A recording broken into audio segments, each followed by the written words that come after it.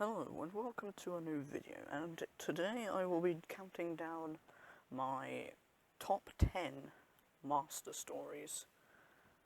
So, this video will contain spoilers, and also I'm going to be doing this for other villains such as the Daleks and the Cybermen and whatnot. So, yeah, it should be a good series. Anyway, I'm starting with the master. I'm going to stop rambling. Let's get on. Number 10. Utopia, Sound of Drums, and The Last of the Time Lords. So this is the only new series story on my list. Sorry. Although Spyfall could have been on this list, but that would have been mainly because Sacha Dhawan is one of my favourite masters, and he carries all the stories he's in. And that reveal is excellent, but I digress. So Utopia is my favourite out of this three-parter, as it sets things up nicely. And Derek Jacobi is excellent, and is also another favourite of mine. The story begins with the Doctor, Martha, and Jack helping the last survivors of the end of the universe escape to what they believe to be Utopia. And I really enjoy this story. I like how it betrays the characters and the end of the universe, and our TARDIS team in this one is a solid lineup.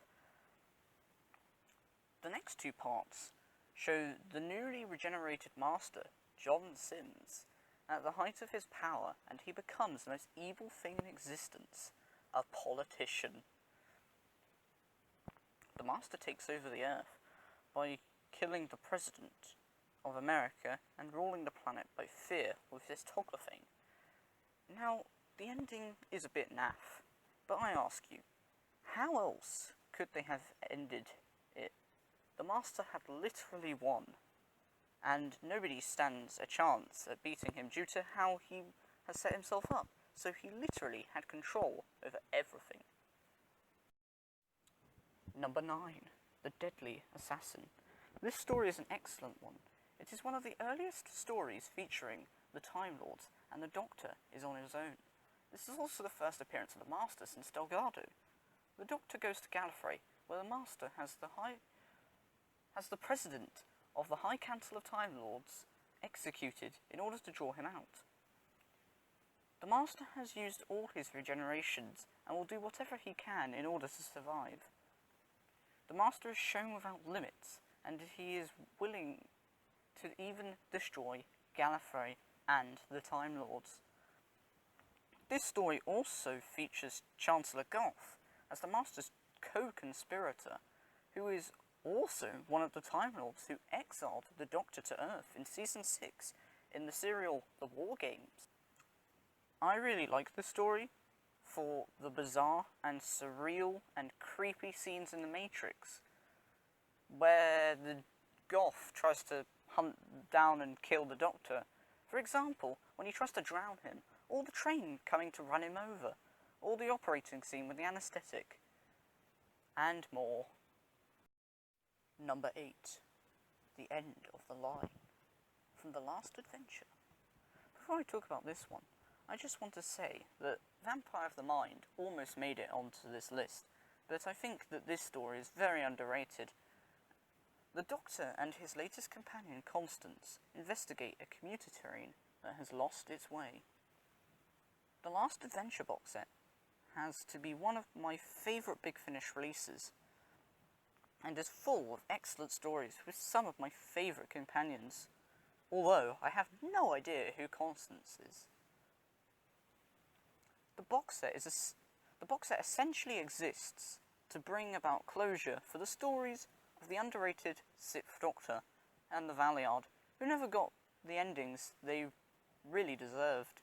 I really enjoy this whole box set, and the End of the Line is brilliant. The Master is messing with alternate dimensions, and basically it releases unknown forces, and the passengers of the train start murdering each other. And it's just a nice little murder mystery on a train, and I highly recommend it to people. And I recommend that they just check out the entire box set if they haven't. Although it is like 50 quid for the CD, so it is a bit pricey, but it's only £30 for the download, though. I think it might have a discount, might have had a discount recently, but I'm not sure, so I don't care. Number 7. Castrovolva.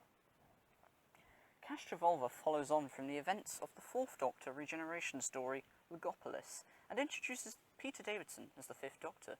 The Doctor and co. have to deal with the Doctor's regeneration trauma, which the Master tries to kill him. After companions Nyssa and Tegan look at the TARDIS databanks, they decide to head to Castrovolva, which is known for its simplicity and its healing properties. But little did they know, however, that the Master had set a trap, and that Castrovolva was actually a place created by the Master via the powers of block transfer computations and the calculations of companion Adric.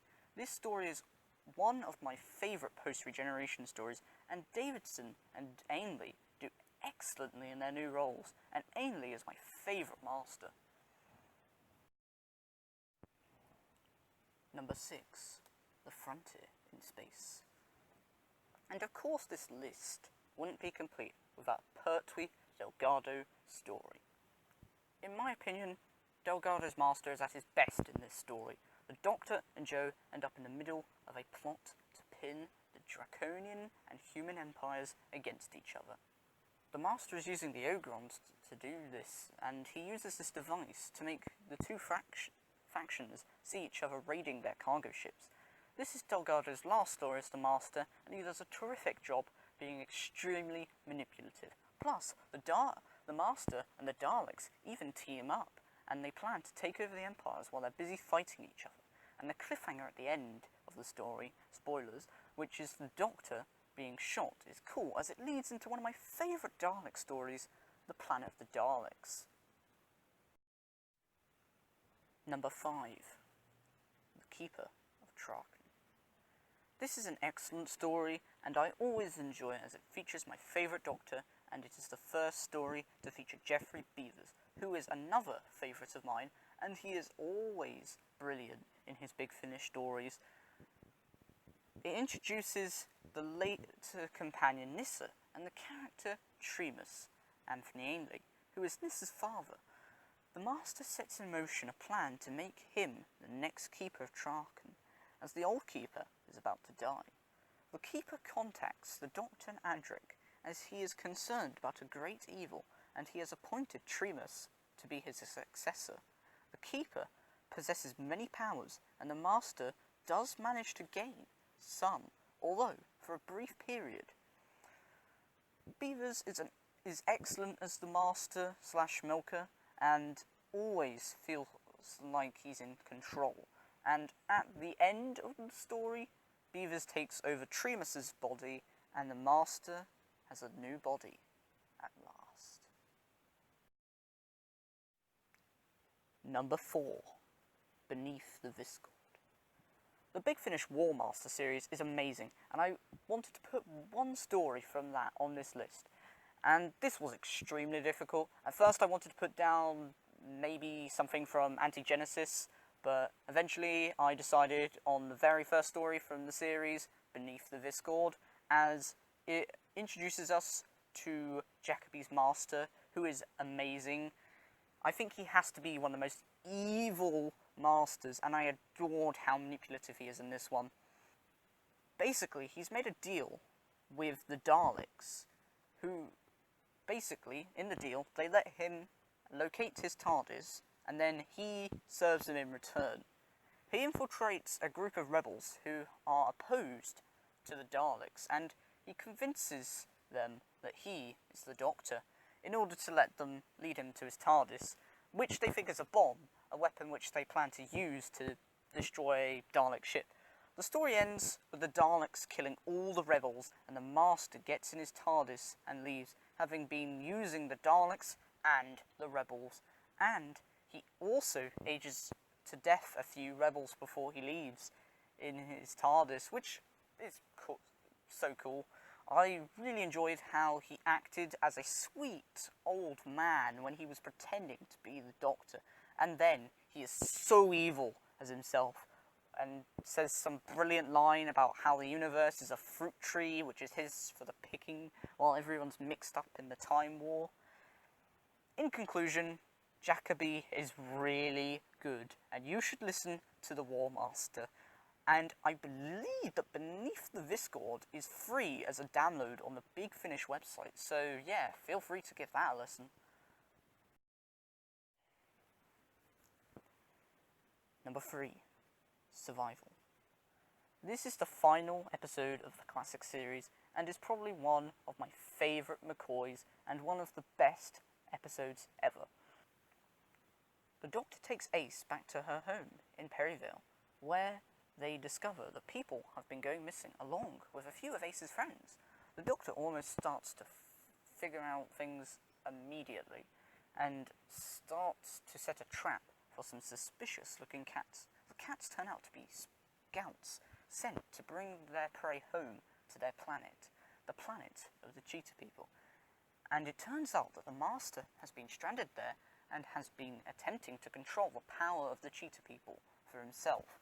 But being on the planet does strange things to people, and they start to be infected and turn into Cheetah People themselves. And the Doctor, Ace, and a few humans have to survive, and use infected people to take them home, and the Master uses Mitch, a character who has been infected, to take him home to Perryville, where a battle between the Doctor ensues.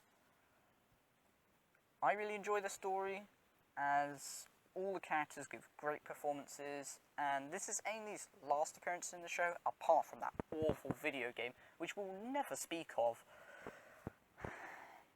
And the ending is so sad, as it is the last episode of the show, and knowing how good this season was, it's a shame we never got to see what they had planned for the future.